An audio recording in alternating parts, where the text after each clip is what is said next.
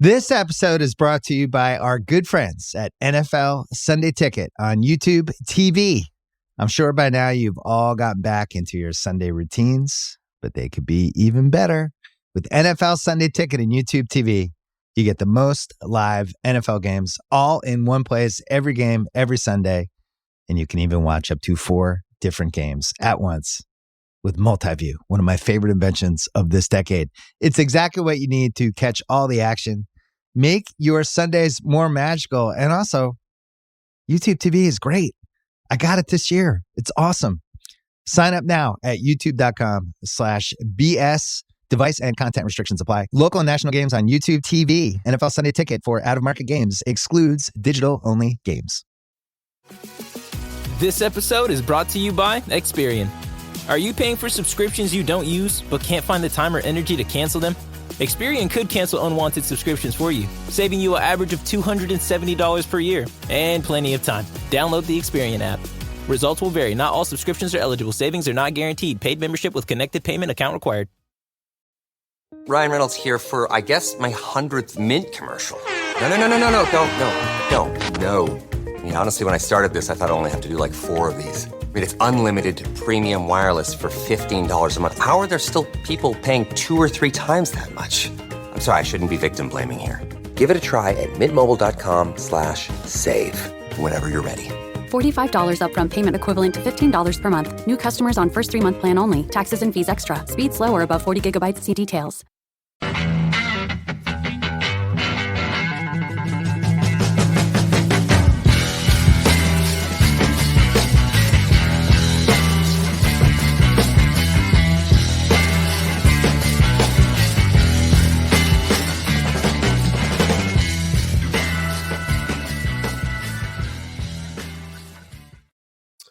Hi everybody, welcome along to this very special episode from the Rangers Rabble. If you're joining us live if you're a member joining us live tonight, Wednesday, welcome along. If you're watching this when it's released on YouTube on Thursday or catching up on it at some later stage, thanks for coming along. Thanks for giving us your time. I'm delighted to say that this is one of our somewhat sporadic author interviews. Most of them have been with one of these 2 guys that's with me here.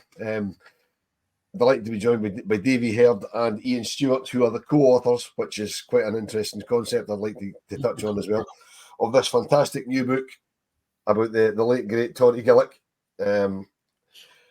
simply called Torry, which, if you live up in Aberdeen, is actually a part of Aberdeen. It's actually a borough of Aberdeen, but it's nothing to do with that. It's about Torry Gillick.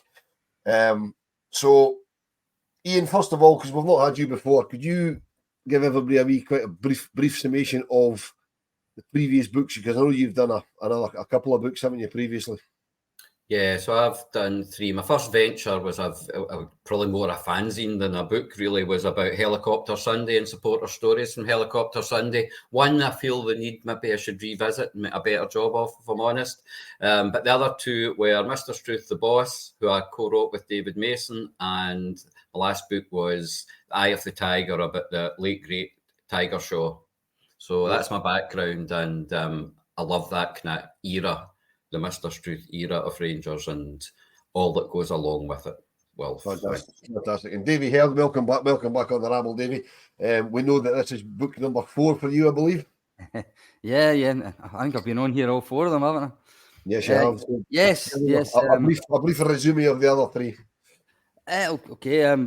My first book was 2022, 1872, which was a series of short biographies of players in the first 75 years of Rangers. My next book was Kings of the League Cup, which was about the 27 times Rangers had won the League Cup up to that point, although there's a new chapter required for that after last season. And my third book was the story of season 77-78, when Rangers won the treble. John Gregg's last season as captain, David Cooper's first season as a player. And now this new venture, my first co-authorship, as you've just called it, of this Torry Gillick biography. Yeah, now Ian just said that he's fascinated by the Mr. Struth era. Your first book sort of touched on that with some of the players that you talked about, but then you were sort of more up to date. So what brought about the book about Torry Gillick, Dave, and also explain a little bit how the co-authorship came about, if you could. Yeah. Well, there's a couple of points there. Well, first of all, Torry Gillick was actually one of the short biographies in my first book. So I had already researched his story a little bit for that first book. And even though I'd never written a book about the Struth era as such, it's certainly one that absolutely fascinates me. I'm not quite the expert as the Ian is in that particular time frame, but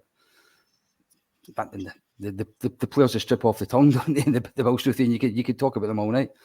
As regards how I started with this particular book, it all started actually with a film that Rangers TV studios were making about the Iron Curtain team. Ian Sands at Rangers TV invited me along to be interviewed as part of it. I happened to talk about Torry Gillick in it, and it was recorded by RTV. Not that long after that, members of the Gillick family were given a VIP tour of Ibrox, and they were guests of honour at a match against Aberdeen. And Ian happened to mention to them, because they were filming it, they put it in Rangers Twitter and Facebook and stuff like that. When they mentioned to them that I had done this interview and it was going to be part of the film, and when they saw it, they wanted to get in touch with me as a thank you for being part of their Papa's film. I got to know them. They started telling me a little snippets about Torry's life away from football, which I'd heard the stuff about his relationship with Bill Struth and stuff like that, but I knew nothing of his background as a family man, if you like. And I thought it was fascinating. And I thought when you add that onto his football career, and you add that onto the whole Rangers of that era, it just seemed like a great book to write. And how did co-authorship come about? When I was starting to research it, Ian and I are members of a Facebook group, an authors page, and we were talking about our next projects, and both of us happened to say, we're going to do a Torry Gillick book now. Because obviously this is the era that Ian's most interested in. And it just seemed absolutely natural if we were both going to write a Torry Gillick book that we would join forces and do it together, because it would be the best version it could be if the two of us were working on it. Yeah, absolutely. I mean, as we've done in previous iterations of this version of the podcast, I don't really want to talk too much about the contents of the book, because the whole idea is people are going to go out and buy it. Although, while I was reading it, I've taken copious amount of notes of things that absolutely fascinated me, because I was aware of who Torry Gillick was. I'd heard about him, most notably because of what happened in 1945 when he managed to count to 12. We'll touch on that, because that's something I'm sure it was the Follow stage show that highlighted that. That's when I first heard that. So Ian, how Davies told us how you two got together, the good old social media kind of putting you in touch with doing the same, the same book. How did you decide who was doing what? I mean, did you share the chapters? Did you do specific parts of Torry's career or life or whatever? So it wouldn't work particularly well if we shared chapters and we did a bit each chapter. So I split the book into sections, as you'll be able to see. And Davey I've actually not met the family, so Dave's had all that personal dealings with the family anecdotes, the things that actually add the real colour to Torry's life and the completeness of him as a person. He's not just a footballer, he's a family man, he's a father, grandfather, papa, and what have you. So David and I, early on, David actually started the book. I'd done less practical stuff. I was still in the research mode. So what we decided to do, that I would focus on his time at Everton and also his career during the war years, and Davey would do the other parts, if you like. So that was broadly how we split it up. And that, through the war years, from his time at Everton, covered 7, 8 years of his football career. That's actually a bit longer than that, but 10 years of his football career. And what we didn't want to do was focus it all on Rangers, because he spent a significant amount of time with Everton and had a big impact at Everton. So we wanted to acknowledge that part of his football career, because, as you'll have seen in the book, is probably only one of two players who are in the Hall of Fame of both Everton and Rangers, which tells you an awful lot about him as a talent and as a man. Yep, and he's also the only player that Mr. Stewart signed twice, which I also did know before I read the book, but that's obviously pointed out in the book.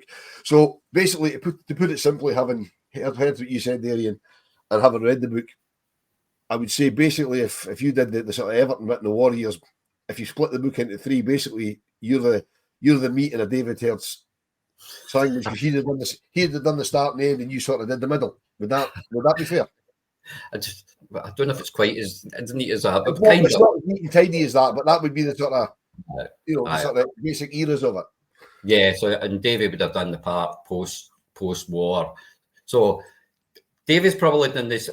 Covered his Rangers career predominantly pre-war and post-war, and the family stuff. Yeah. And it's interesting, as David points out, he's the only man that's won the cup before and after the war with Rangers.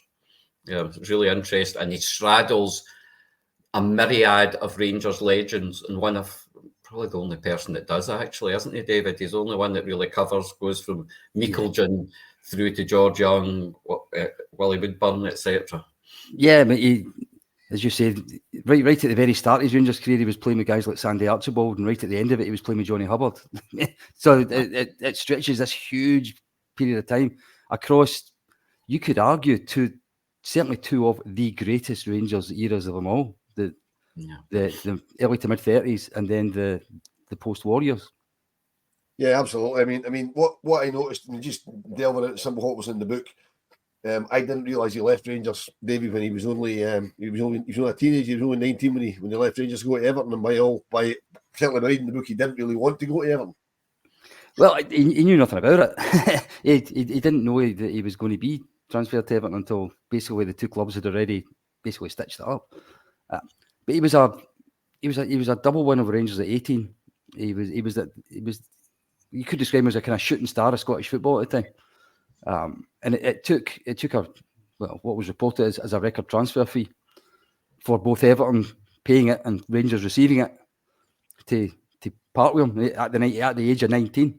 And that I think tells you just how big a talent he already was at that age. As I say, he'd won everything. He'd scored against Celtic home and away. He'd ticked just about every box you could probably tick as a Rangers player at 19 anyway. There is a whole story about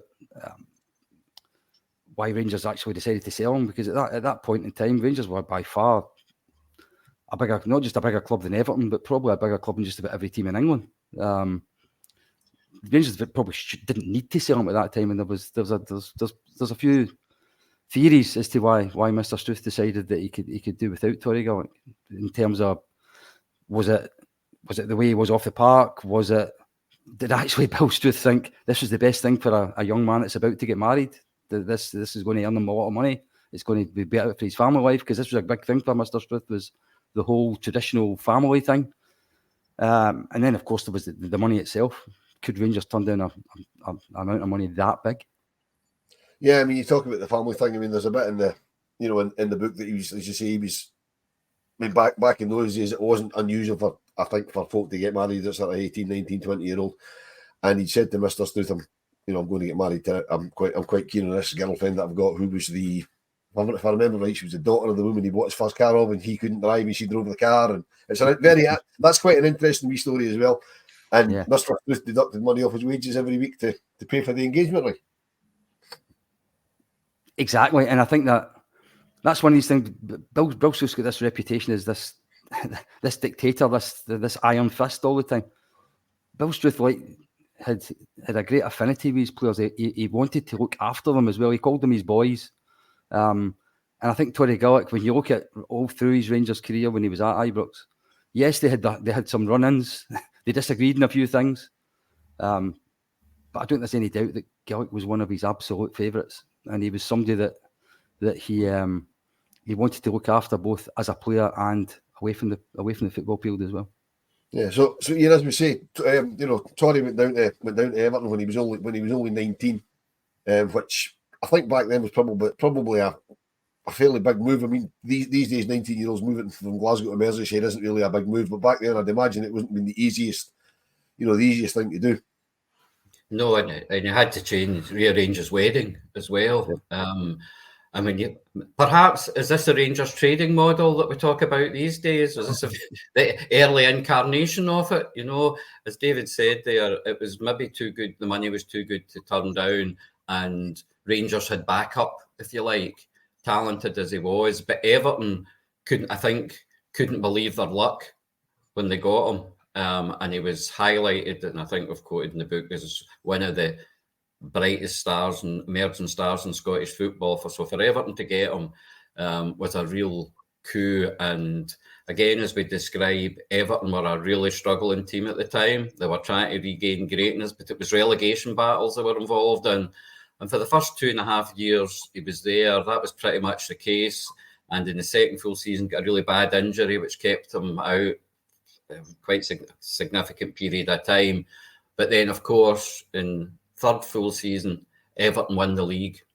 And Everton have only won the English top division 9 times. So that team is held in the highest esteem in Merseyside, hence why he's a member of the Everton Hall of Fame. And he had a real pivotal role in that Everton title win.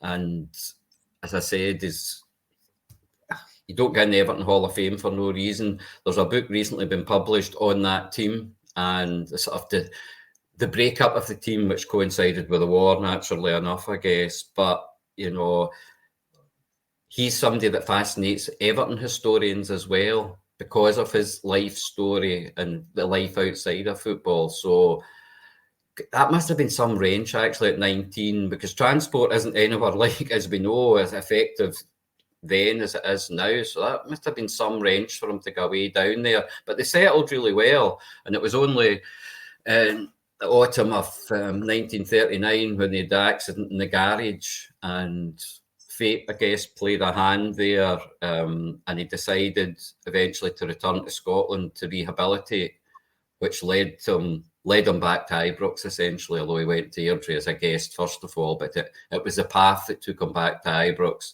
And Mr. Struth, and that was one of the things actually that pricked my attention with this. And my other research, my other books, Torry Gillick's name comes up a lot. And the fact Mr. Struth is the only player he ever signed twice that we're aware of. And I'm happy for MD to maybe say otherwise or confirm if there's any other player, but we're not aware of any other player he signed twice. That tells you something about him. That gives you a really, really strong message about A, the person, and B, the player that he was. Yeah, something else that fascinated me, I am going to dip in and out of things I picked out of the book. Something that fascinated me when he went to Everton, he struck up a bit of a partnership with Alex Stevenson, who he played with at Rangers on his debut, but that was the only time he ever played with him at Rangers. So I found that absolutely fascinating, that a guy that was in the Rangers team he made his debut in, never played with him again in the light blue Rangers, but played with them prolifically at Everton. Yeah, absolutely. It's funny how, 10 degrees of separation or whatever the phrase is, that's how things happen, that fate plays a hand in that. Absolutely. Yeah, of course. Stevenson was a bit different for Gillick in that he couldn't get into the Rangers team. he went to Everton simply because he just couldn't force his way into the Rangers team. Even though he was an international class inside forward, he couldn't. In saying that, he played in the same position as Bob McPhail, so you could probably be not surprised that he didn't play too often for Rangers. Yeah, nice wee segue from me there, Davey. International class. Torry Gillick most certainly was international class. Unfortunately, due to the outbreak of hostilities in 1939, he only got 5 official Scotland caps.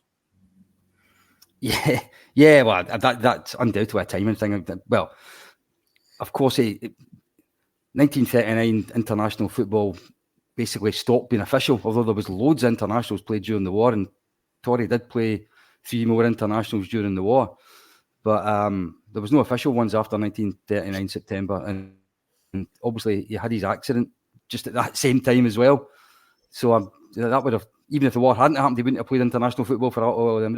But I think it is fair to say, though, I mean, the war came along when he was 23 years old. The war ended, he was 30-year-old. I mean, 23 to 30, that's probably the peak time for a footballer, both at club and at international level, and he was robbed of it because through the war, as many other players were. Yeah, I mean, we touched on, go back to just about the time of the outbreak of war. Ian, you touched on it, you both touched on it, that he had in November 1939, in a bit of an accident at home. He had a fire in his garage, which, if it wasn't for the quick thinking of his wife, Mr. Gillick might not have been with us any longer than that. Yeah, it was a really serious one. He needed skin grafts and what have you. And although they were well settled in Merseyside, I think being ill, and there'll be a mental aspect to that as well, and psychological aspect. The thing to do would be return to Scotland, and again, as maybe we'll touch on, he's had a difficult life, and a lot of really, I can't think of the right adjective here, but a lot of real life trials to endure and try and cope with. And I think I said, and we were speaking to someone else, I don't know how he found the strength of character to even get out of bed in the morning sometimes, of what the things he had to try and cope with in life. Must have been awful. Absolutely awful. Yeah, Davey, as Ian says there, I mean, the book's interspersed with personal tragedies of Torry Gillick's life.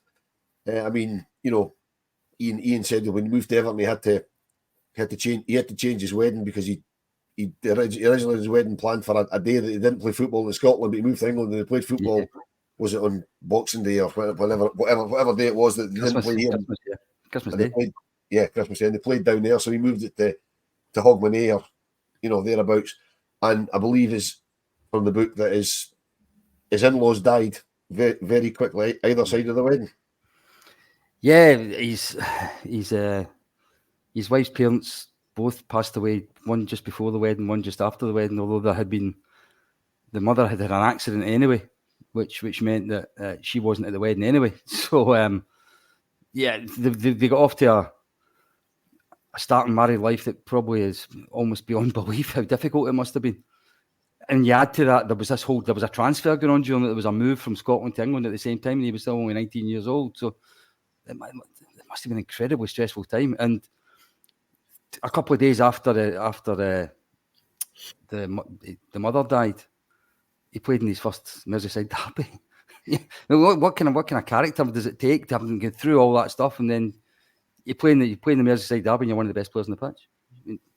And it's a theme in the book after that, isn't it? Unfortunately, there's tragedies come along at times during his football career, just as the biggest games are coming along, and every time he manages somehow to still be out there in the pitch and still performing.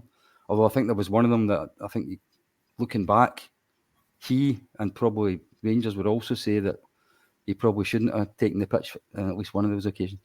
Yeah, but I mean, I know the occasion you're talking about was when his daughter passed away. I mean, the mental resilience to come out the day after your daughter passed away and said, I want to play.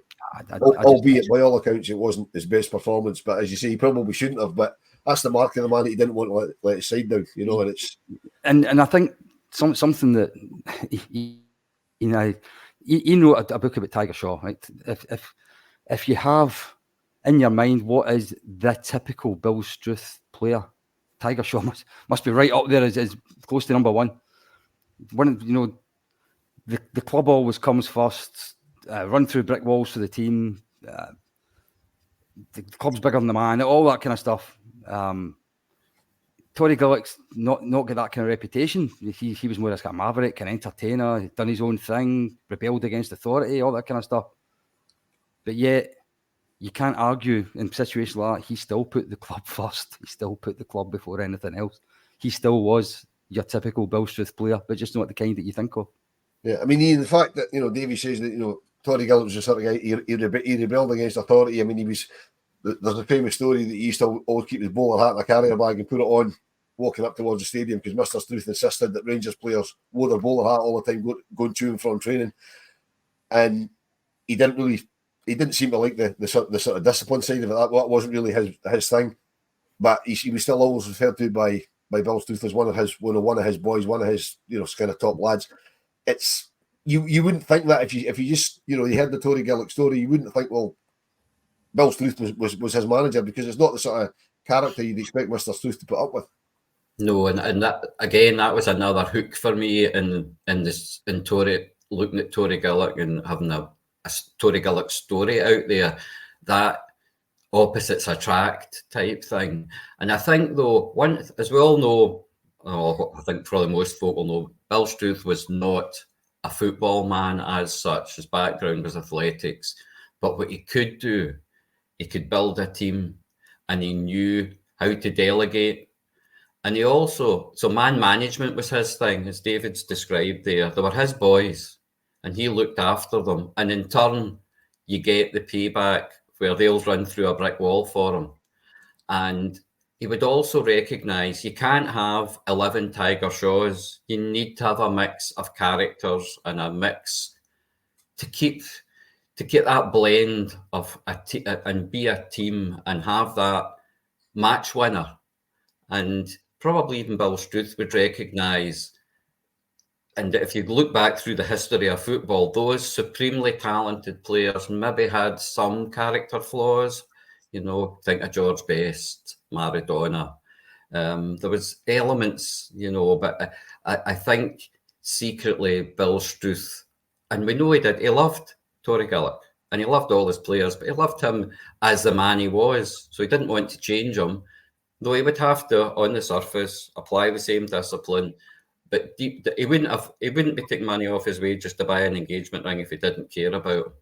And he wouldn't have brought him back twice. So, well, I think we maybe describe his antithesis in some respects of Bill Struth standards. Actually, it was something Bill Struth would recognise he needed in his team. Yeah, indeed. Like, as I say, we're live to our members on the Rabbles. I've got a couple of questions in the comments from a couple of those that are actually watching. Thanks for watching in, guys. Ian Thompson, Davey would like to know who took Torry to Everton in the first place. Who was the Everton manager at the time that Torry went away? Well, Ian's the expert, but Everton didn't have a manager back then. Everton had just had a club secretary. Right, okay. It was Theo Foley, his name was on it. They were scouted by the secretary was in the stand the Saturday watching him, and they agreed a fee with Rangers by the Monday, and he was transferred on the Monday. Okay, and Ian, here's an interesting one from Mark Doyle. Was Torry Gillick the John Gregg of his time? Not quite. It's probably more Tiger Shaw would have been the John Gregg of his time. Perhaps he's close. Perhaps in terms of ability. Now he was principally a winger, but he played across all the forward positions. So who would you describe him as? That's a really good question. Actually, this might sound like a really strange analogy, but as a winger, I'm not saying he was as good as he was the same kind of player, but his stats are very like Brian Laudrup's.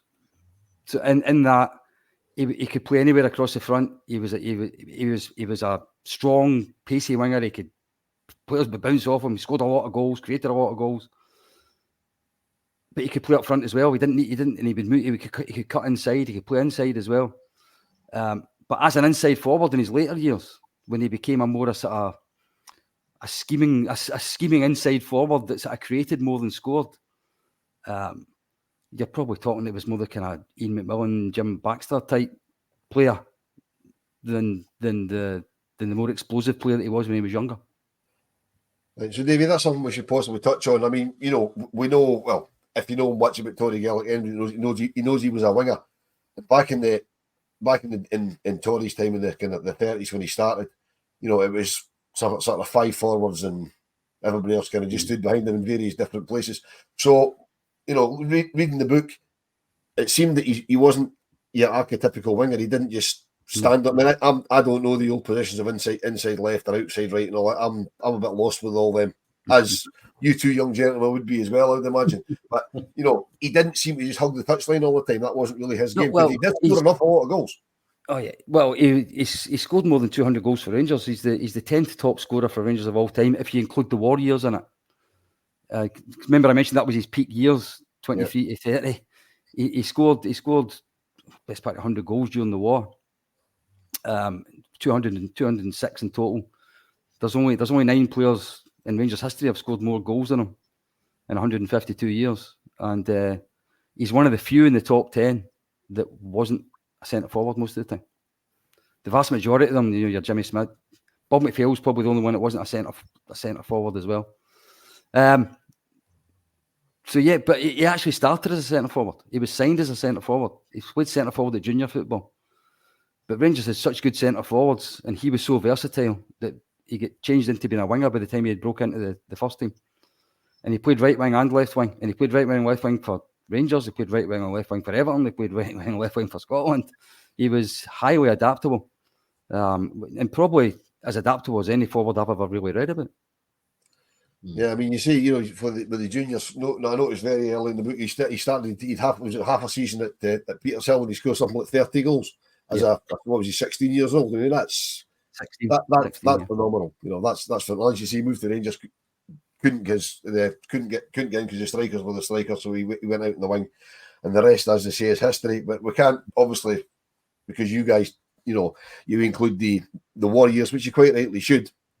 The league championships, maybe not so much because it wasn't national leagues. Because I know on another podcast that you did, I've just listened to, you highlighted that fact, and you're probably right that it wasn't national league, so you possibly can't include the league titles. But the cup, certainly, there was loads of them, and it's any excuse to mention the hat-trick he scored in 1943. Yeah, and I think one of the things that once we researched that particular 8-1 game, Celtic lost the plot on the park. The fans went crazy off the park, so these things didn't change. But Gillick's hat-trick, he scored goals numbers 7 and 8 while he was concussed. He had taken a really bad head knock during the game. Apparently, and if concussion protocols had still existed, there's absolutely no way he would still have been on the park. He remembered virtually nothing of scoring those 2 goals. And the last one was a header as well, which is absolutely bizarre. But yeah, again, that's this whole bit about football was completely different back then. And it very much was. Yeah, I mean, back then, obviously no substitutes. So if you were still able to walk, you really had to do something, even if it was, what was it, Ian? It was traditionally, they said that if you were injured, you couldn't just walk. You basically wandered up and down the left wing to the best of your ability. That was where you were banished. Yeah, banished to the left wing. And if you also think, Davy's talking there about the header, remember the balls they played by back then as well. Really heavy, and the kit and the shirts. And if you look at some of the footage, and there is a wee bit of footage out there, and folk will look at it and think, what are these guys talking about? The game looks so slow. But bear in mind, the jerseys, the kit, the boots.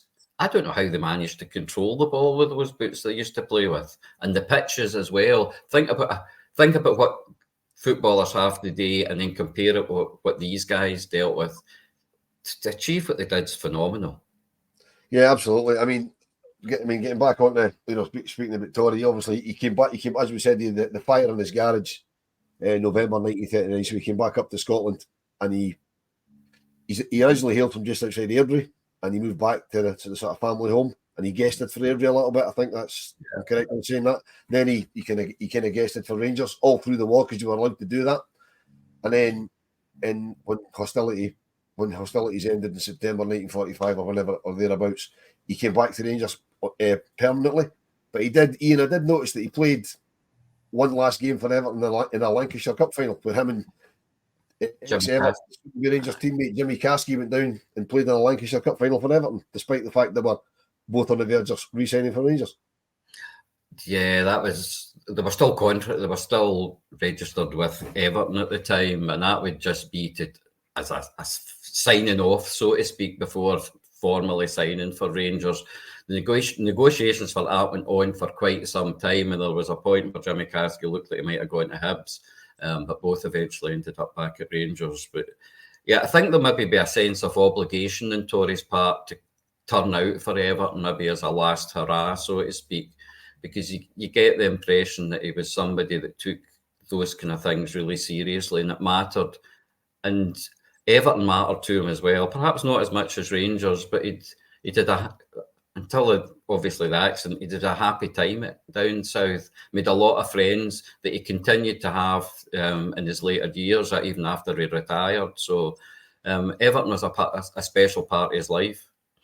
Yeah, and then Davey, as you say, he came back up to Rangers after the war, and he played on a few more years, and he was part of the. Well, obviously, he was part of the Moscow Dynamo game that we mentioned in 1945, and he was the one that he found there was 12 Russians playing against them. Yeah, there's 12 players on the park because they allowed They allowed.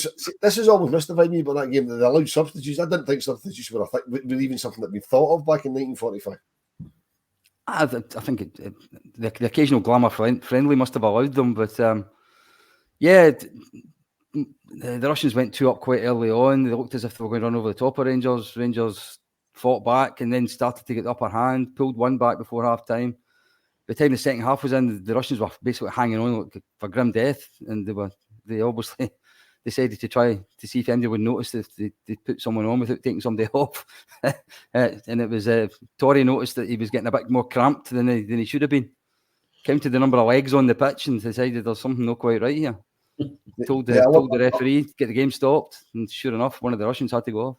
I love the quote in the book when he was asked, how did you realise? And as you say, he said, my space was a bit more cramped, and I can count to 12. I thought that was quite good. But Ian also noticed what to me is an incredible stat that he scored Rangers' last goal in 1946 and their first goal and last goal in 1947. That's probably something that will never ever be done again. Obviously not for those years, but scoring the last goal of one year and then the first goal and the last goal of the next year. I think that's an incredible stat. It is, and there's actually through his career there's a lot of things like that. The first goal in the League Cup final, for example, the first. David, correct me if I'm wrong here, but he was the first. I'm sure this is correct. He's the first player to wear the number 8 shirt for Rangers in a competitive game. Yep, he certainly was, and he scored in it. Yeah, when the numbers were introduced, scores the winning goal in the cup final. First and last goals were against Celtic. All these things. It's the symmetry of these things is remarkable, and it's you just wonder. It's fate. And you have to be talented to achieve those things and do those things as well. Yeah, absolutely. And then obviously his Rangers career ended, am I right in saying 1948, 49 thereabouts, I think. Well, he actually never left Rangers 1950, but he didn't really play much in the 50s at all. His last game was actually a charity cup final against Celtic, when there was a Hollywood star in the crowd, and Celtic went 3-0 up, and then Gillick inspired a comeback, scored one, made one, but we just ran out of steam at the end and we lost 3-2. Yeah, I never took a note of that because I don't like talking but yeah, so obviously then he was obviously still back up in Scotland, and he was he set about he had a scrap metal business. Yeah, Hodge business. Yeah, sorry, Ian.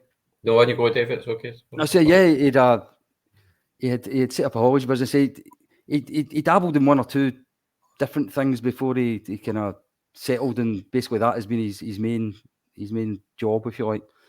He'd set up that haulage business anyway, but he wrote a column in a newspaper for a while. He ran a pub for a while, but that never really suited him. But his haulage business was very successful. They got a lot of scrap from Dunray, which I think that must be up near where you, somewhere up where you are, Wilf, isn't it? It's even further north than me. They got lots of scrap for there. So yeah, he ran that business basically till 1971 when he died. Yeah, and touching on that, he died on the same day as another Rangers great, who was obviously slightly older than him at the time. Mr. Morton was 78 when he died, but the same days. So another piece of symmetry, I feel like. Again, absolutely. And there was a really poignant tribute in the Rangers news following that from Willie Waddle for Torry Gillick, which showed, again, Willie Waddle obviously was Rangers manager at that time, but even still, for somebody of the stature of Willie Waddle, posting such a personal and heartfelt tribute was really touching, and showed you the esteem in which Torry was held by his colleagues. And him and Willie Waddle were obviously great friends during their playing days. Maybe lost touch a little bit following that, but as I say, that shows you the mark of the man and the esteem in which he was held. Yeah, and Mr. Waddle. Yeah, sorry, and I think. Sorry, I was going to say, well, and something that was really good for us as authors in this book was that Willie Waddle's son provided a tribute as well by writing one of the forewords for it, which I think's a really touching thing. That I know the family are really, really happy that what Willie Waddle's son has become part of the book as well, because the Gillick and Waddle families were very close to each other back when when the kids were growing up. Yeah, that's just what I was going to say there. You stole my thunder. I was just saying, that Mr. Waddle's son did one of the forwards for the book, which is great because I think as you say, the families were very close even after they finished. And before, we'll wrap this up very soon. So I know, Davey, you've got your granddaughter. She'll need to put her to bed soon. Yeah, you need to put her to bed. Read her a wee story from your first book, probably one of the. I'll maybe do Sandy Archibald tonight. Yeah. No, but he was a great one for his leisure time. He liked his fishing. Oh, it was one of the. There was a few passions that he had, if you like. Fishing was one that he get hooked on. There's a good pun for you. Yeah, you like that. From a very early age, when he was just a young boy, and he was taking fishing with his uncle and dad, and he done it for the rest of his life. He loved it. And actually, in the months after he had that terrible tragedy with his daughter, one of the things that helped him and his wife recover from it was they started taking holidays up north, up in the Highlands of Scotland, and they especially loved this little place, Dorney, and that's actually where Torry's daughter Molly and his granddaughter Jacqueline, they actually still live there. They still live there to this day. And Dorney's where Torry's wife is buried, because she always maintained that if he had lived longer, they would have moved up there, and he would have been buried there.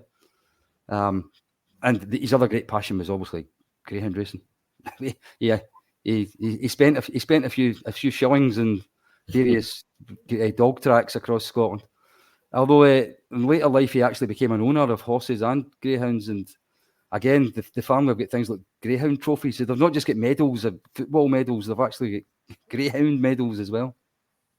Yeah, I mean it's a fascinating story, not just as a Ranger story, but as a life story, like you say. We touched on the tragedies throughout his life. The bits of symmetry of the fact that he passed away at 55, and I think his parents passed away at 55, and he lost a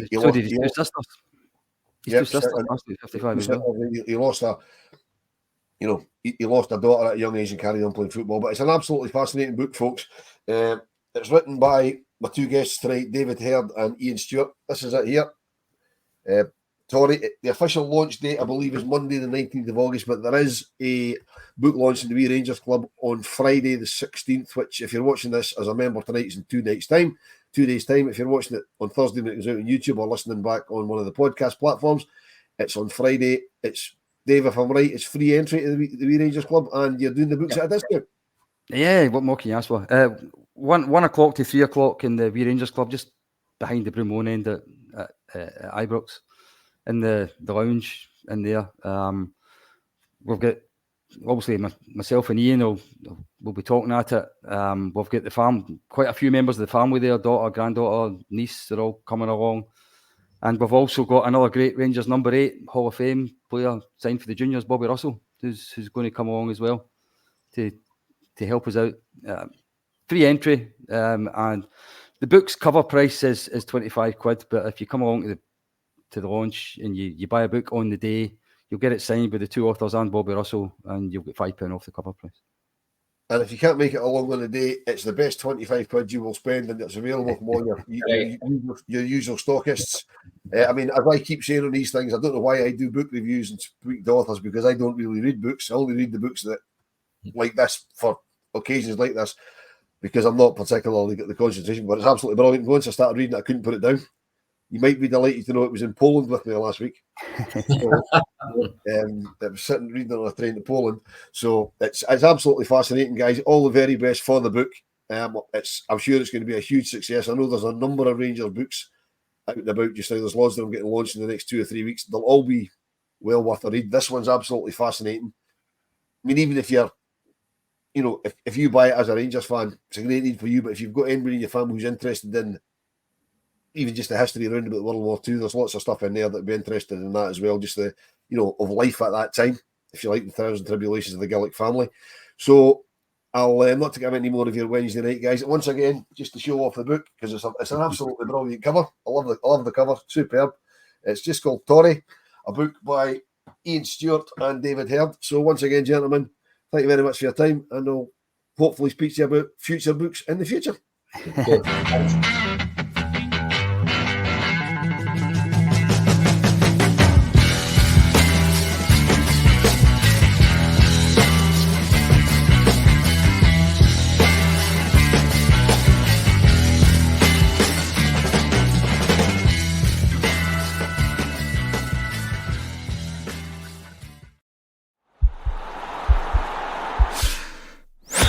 This podcast is part of the Sports Social Podcast Network.